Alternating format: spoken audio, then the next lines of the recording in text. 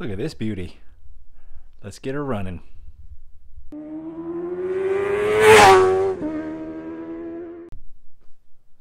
Hello my friends, and welcome to Tom's Tinkering Adventures. Today we're going to be working on this Honda CB750K. I believe this is a 1978 model, and boy is it a nice looking bike. Let's take a peek at it here. Oh man, that thing is a survivor. Really nice shape. Let's turn the camera around. Original condition. What do we got on it? 6,000 miles. Obviously it's been sitting more than it's been getting ridden, and that's part of the problem with it. The carburetors aren't working properly. Yeah, I feel pretty blessed that people bring stuff like this over to me to work on. You know, a person I know recommends somebody to me, and that's how I get to meet people. I meet a lot of awesome people, get a lot of awesome machines in my garage. So this is definitely a very cool bike considering the condition that it's in. So what we're going to do is we're going to get these carburetors off, open them up, clean them. We'll get the carburetor sync tool on them once we get it all together and make sure we sync them up. We're also going to change spark plugs. Maybe I'll check the valve clearance, I don't know. And I think I have a set of new points as well. So a lot of stuff to do. Let's get cracking on it. Okay, so this old Honda, maybe not the hardest carburetors I've ever removed out of a 4-cylinder bike, but not the easiest either. Had to kind of take the whole air box out along with the carburetors and the intake boots here. But fortunately the nipple or whatever they go on here isn't too far, because you got to push the carburetors back, the airbox back, peel these out. Yeah, really a pain. But like I said, not the worst. Man, I got them out.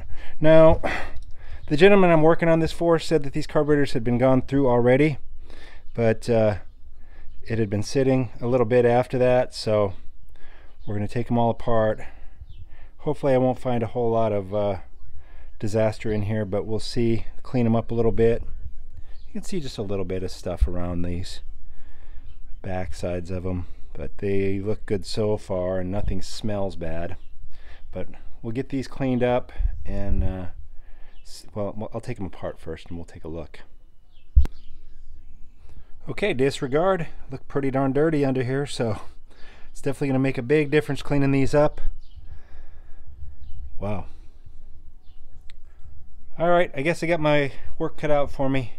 Go through this bank of carburetors, clean it up, and I've said it time and time again, I'm glad that y'all ain't got smell-o-vision, because these carburetors did not smell bad from the outside, but just like those Tauntauns, they smell bad on the inside.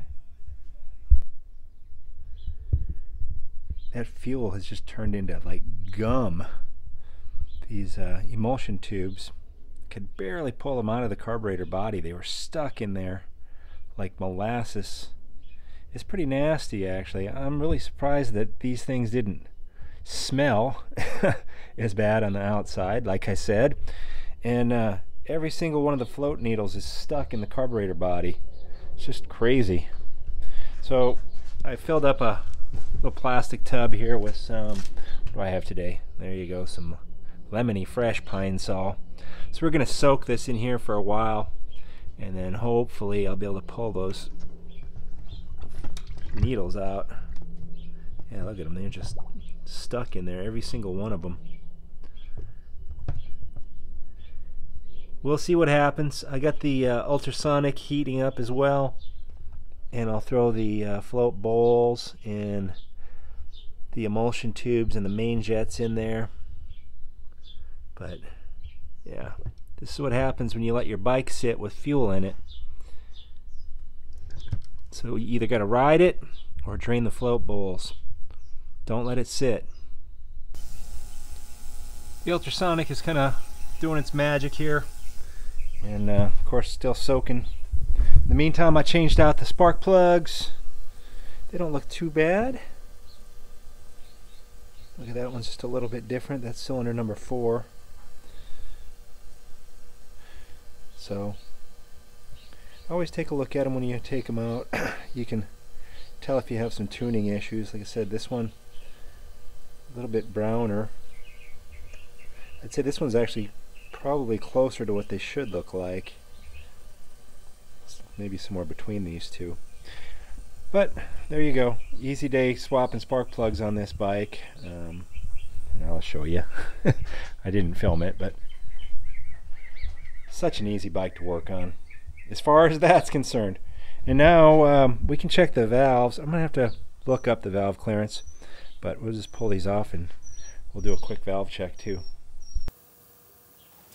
Alright, so from the internet, the valve clearance specifications are, oh geez, you can't even see it, there you go, 0.05 millimeters for intake, which is 0.002, 2/1000ths of an inch, 3/1000ths of an inch on the exhaust, or 0.08. You have to get underneath the tappet, between the tappet and the valve. And this is a very, very thin and super flexible feeler gauge, so it's very difficult to get in there, but you see it sliding underneath there okay. This one might actually be a little bit on the loose side. Yeah, it's a little bit loose. The intake is closer to 3. And let's see if we can see the exhaust.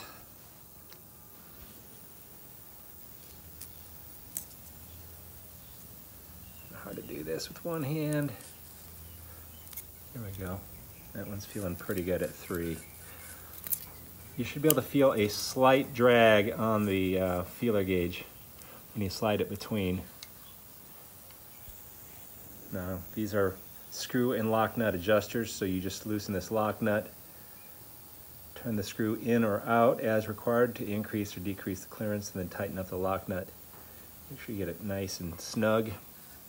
A little bit on the loose side is better than on the tight side. So I'm going to check them all. This one, even though I said it's a little bit loose, we might leave it. I'll check it.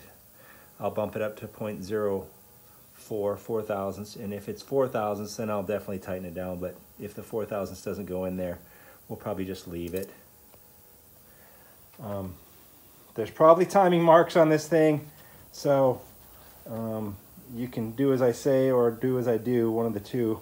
So I highly suggest you look up where to properly set it, but what I did is I just kicked through with the Kickstarter until I saw the intake valve open, and then I kicked it a little bit more because your piston's going up and down, camshaft's turning, so intake and then going back up to compression. So that's what I did, is I kicked it through till I felt like it was coming back up on the compression stroke on number 1, and that's where I checked them. But like I said, by the manual, I'm sure there's timing marks. You do it exactly the way that the book says. Maybe not the way that Tom says always, but regardless, there's your valve clearance and how to check those. A lot better now. Starting the reassembly process here. So you can see how these have cleaned up. These pilot jets are kind of odd, or slow jets or idle jets or whatever you want to call them on these. They do not screw in. They're just pressed in here. So if you're working on one of these old set of carburetors, you have to get like a needle nose pliers or maybe even a needle nose vice grips. And you might put some marks on them. You can see there's some marks on the outside, but just got to twist them a little bit, twist and pull, and they'll come out. But everything cleaned up pretty good. A lot of junk in these carburetors, but I have a feeling she's going to run a lot better. A few failures on, float bowl gaskets and float needles and that sort of stuff. Seating, I like to bench test carburetors before I put them in the bike, especially on a 4-cylinder, because it's like a little bit of a pain in the butt. So what I did is I set it up here on my vise. Of course I got it upside down now, and I put a little bit of gas in the fuel line. Usually I just use my syringe. I fill that up, make sure the float bowls aren't leaking. And the last thing I did before I took it out of the vise there is I crank the throttle a few times to check to see if these, I think these are like accelerator pump squirters. There's an accelerator pump here on the number 3 float bowl. And when you open the throttle, it pushes this little lever down, which pushes this down, which operates this little accelerator pump. Squirts fuel out of there, goes up into there, into all 4 carburetors. Gives a little extra squirt of fuel in there. I guess, you crack the throttle, little squirt of fuel. Anyway, this accelerator pump is not working. So I'm really glad that I did the check on that before I installed the carburetors, because otherwise we'd have to be pulling them back off again. So now I have to just take this apart, and probably gonna have to buy this piece. It's a rubber diaphragm in here with this rod attached to it. It did work before when I was cleaning this float bowl. I remember pushing that down and the cleaning fluid I'm using was squirting out of this, but it's not working now. So the diaphragm probably got damaged or was slightly damaged, and now it's beyond repair. So we're going to order one of those up, and everything's going to go on hold. In the meantime, I might install these points. The points on this model are under the right-hand side cover here. We have 2 sets of points on here.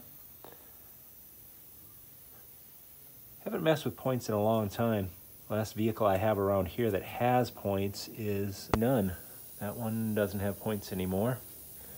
And our Volkswagen doesn't either, because converted it to electronic ignition, which I think if I had this bike, I would look into electronic ignition, but yeah, points work fine too. So we're just gonna R&R, remove and replace these old ones. I'll look up the point gap and set it properly. There's your gap right there. I just ordered the part, and I did get the accelerator pump working. I'm going to try to show you what it does here.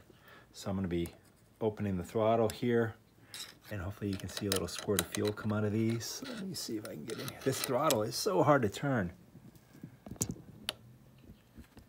See it there? There you go. So that's definitely something you want to test on these carburetors before you install it. You should see it coming out of all 4 of these. I got the carburetors all installed, the air box, everything's all hooked up, and I thought I was recording when I was starting it, but I wasn't. Battery was a little bit low. I put the jump on there, it started, and then the whole bike quit. I found the main fuse was looking pretty filthy and old. Didn't look like it was blown, but it didn't have continuity. You can see I have the multimeter there. Anyway, I had it started. I didn't get it on video. I'm sorry. Let's see if I can kickstart it.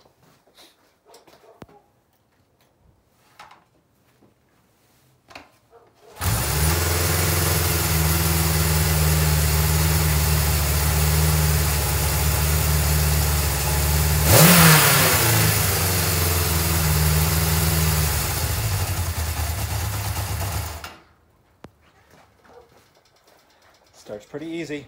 Okay, now we have the fine tuning to do, so I gotta double check everything here, make sure I don't have any air leaks, make sure everything is hooked up properly, and then we're gonna do a carb sync. And on here, it looks like we have these that we remove. We'll put little spigots on there, hook up the carb sync tool. I have this one right up here, vacuum one.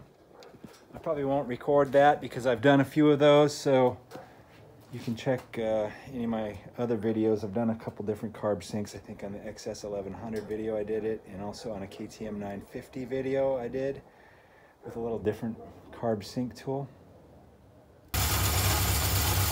Well, I always enjoy doing the carb sync because it feels kind of like a laboratory in here with all this scientific equipment, but we're definitely running really well now. Idling nicely. I set it just a little bit above 1,000, and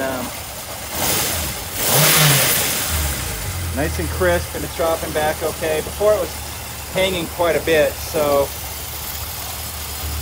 and the idle was very uneven. So now it's idling really nice. It's hard to see the mercury in here, and there's little bubbles in it, so every once in a while you just gotta take these off and let them reset. Like that, and then it'll reset and kind of take the bubbles out of them. I have a vacuum sink gauge. You know, I don't use it very much because it seems like it bounces around even more than this. And they have little snubbers, like this has these little filters in here, which kind of keeps the engine pulses from bouncing this stuff around too much. Anyway, there you go. And on these carburetors, you have to adjust it underneath the caps. So you have to take these caps off and adjust it right here. Well, I think I'm done with this thing. Doesn't look a whole lot different. Actually, it doesn't look any different than when I started. But we got some clean carburetors, some fresh spark plugs, some fresh points, and she starts and idles and runs good. I just did a up and down the street run. Man, these old Hondas, they really did it right when they put this engine together. It's just so smooth. Unbelievable. Yeah, I mean, it just doesn't feel like it's barely even running underneath you. And I mean, this could be a good modern day, everyday bike if that's what you want to do. But considering it's a 1978 and it has 6,318 miles, I don't know, I guess you guys can do the math. What is that, 44 years old? A little bit over 100 miles a year. Ah, man, this thing sat a lot. But she runs good. I think what I'm going to recommend is that my buddy who brought it over here rides the heck out of this thing for a couple of weeks, because there's going to be some things I think that are going to sprout up. Oil leaks and that sort of stuff from bikes that sit a lot. So get some miles on it, enjoy it a little bit, and then we'll work on whatever pops up next. I think there's a little bit of evidence of a head gasket leak down here. You can see a little tiny bit. Whether that'll get better or worse, I don't know. But those are the kind of things to look for on bikes that sit a lot. All right, here's to a job well done. Another beautiful bike getting fixed up and back out on the road. Hopefully you can get some more miles on that beautiful Honda. Alright, if you're liking my content, give me a thumbs up, leave a comment down below. If you're not already a subscriber, please consider doing so. Thank you very much for watching. Get out there and find your adventure. Adios.